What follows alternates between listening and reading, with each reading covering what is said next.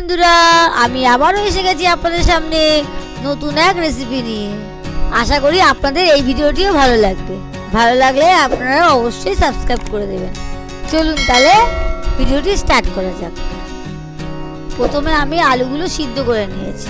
কড়াইতে তেল দিলাম। তেলটা গরম হলে আমি আলুগুলো ছেড়ে দেব।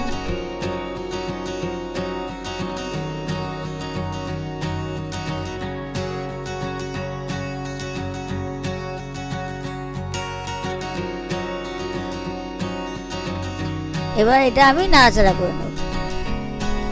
এর মধ্যে 1 চামচ হলুদ আর 1 চামচ লবণ আমি দিয়ে দেবো। দিয়ে ভালো করে এগুলো লাল করে ভেজে নেব। এবার ভালো করে আমি নাড়াচাড়া করে নেব।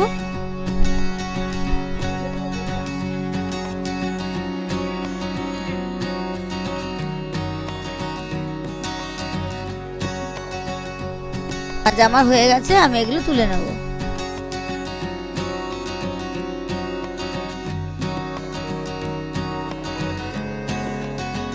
কড়াইতে আবার একটু তেল দিয়ে দিলাম।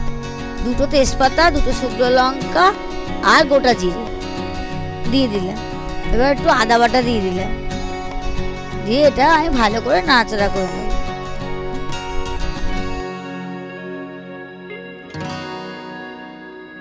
দু চামচ জিরার গুঁড়ো, 1 চামচ লঙ্কার গুঁড়ো, আর 1 চামচ কাশ্মীরি রেড চিলি পাউডার আর 1 চামচ গরম মশলা আমি দিয়ে দিলাম। দিয়ে এটাকে আমি ভালো করে সাঁতলিয়ে নেব।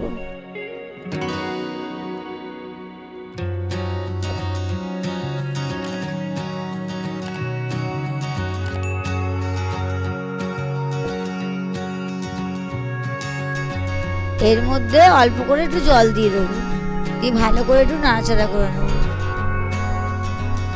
একটুখানি হলুদ আর একটুখানি লবণ আমি দিয়ে দিলাম। বেটে রাখা পোস্তগুলো আমি দিয়ে দিলাম। কেন এটা পোস্ত দিয়ে রান্না হবে, তাই আমি পোস্তগুলো দিয়ে দিলাম। দিয়ে আমি ভালো করে একটু নাড়াচাড়া করে নেব। এর মধ্যে 1 চামচ টমেটো সস দিয়ে দিলাম। এবার এর মধ্যে আমি জল দিয়ে দেবো।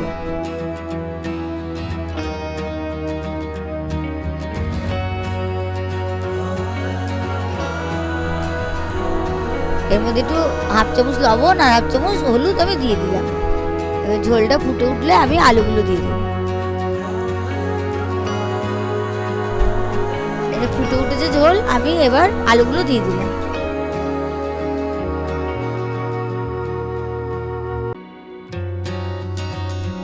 ভালো করে একটু নাড়াচাড়া করে নেবো, কেন আলুগুলো সিদ্ধ, তাই আমি আস্তে আস্তে করে নাড়াচাড়া করে রাখবো যাতে আলুগুলো ভেঙে না যায়।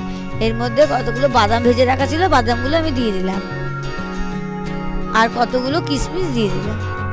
দিয়ে এটা ভালো করে আমি এটা ফুটবো।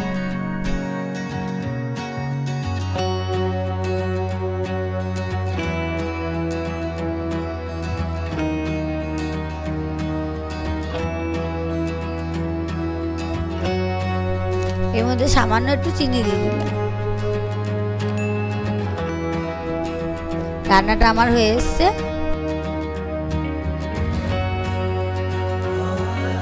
রেডি হয়ে গেল আমার কাশ্মীরি আলুর দম। ভালো লাগলে আপনারা অবশ্যই লাইক, কমেন্ট, শেয়ার করতে ভুলবেন না। ধন্যবাদ।